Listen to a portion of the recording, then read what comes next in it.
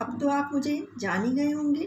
My self Poonam Nijhawar, Hindi teacher from Mount Literacy School Jhansi.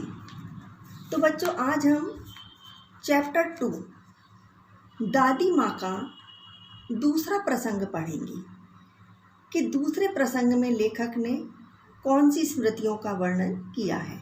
लेकिन उससे पहले मैं आज आपको जो मैंने प्रसंग 1 में बताया था उसको रिवाइज करवा देती हूँ।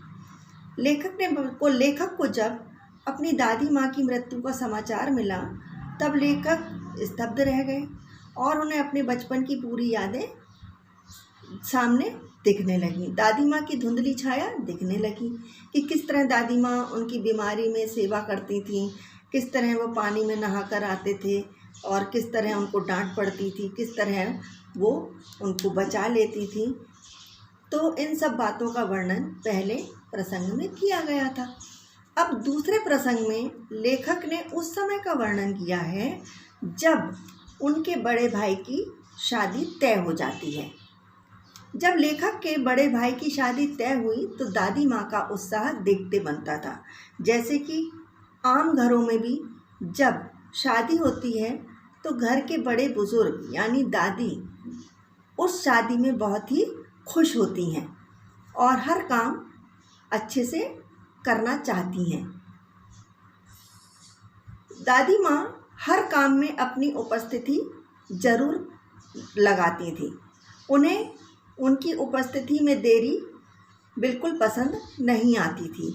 उन्हीं दिनों लेखक ने दादी माँ को सूद के पैसों के साथ रामी की चाची पर बिगड़ते हुए देखा। रामी की चाची कौन थी? उनके मोहल्ले की एक महिला जो उनसे पैसा उधार लेकर गई थी।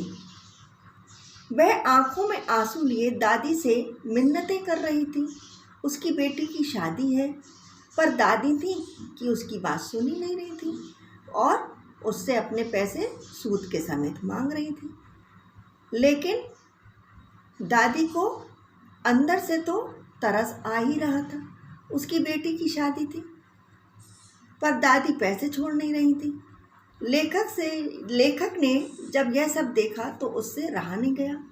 कुछ दिनों बाद रामी की चाची से लेखक ने जाना कि दादी माँ ने उसका सारा कर्ज माफ़ कर दिया था और 10 रुपए देकर बेटी की शादी में मदद भी की थी।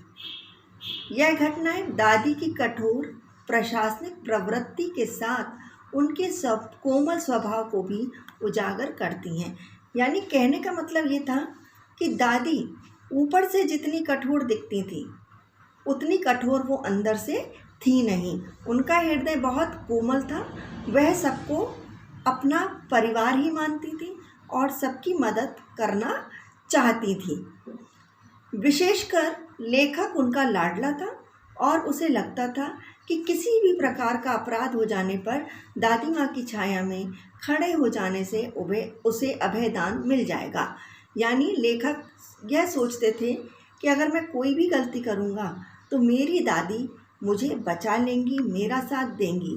अब लेखक ने क्या किया कि जब उनके घर में शादी का माहौल चल रहा था, सारी महिलाएं आंगन में गाना बजाना कर रही थी, नाच रही थी। वहाँ पर किसी भी पुरुष को आने की मनाही थी। लेकिन लेखक चादर ओढ़कर आंगन में सो गए और उनका नाच गाना देखने लगे। तभी एक महिला उनको पकड़ लेती है और गुस्सा होने लगती है कि ये यहाँ पर क्या कर रहा है। तब दादी उनको बड़े आराम से बचा कर ले जाती हैं और बोलती हैं, बच्चा ही तो है, बच्चे तो हमेशा भगवान का रूप होते हैं, इनसे कैसे शर्माना। तो बच्चों, इसमें उन्होंने अपनी दादी के विनम्र स्वभाव का वर्णन किया है। अब इस पाठ का तीसरा प्रसंग मैं आपको अपने अगले लेक्चर में समझाऊंगी।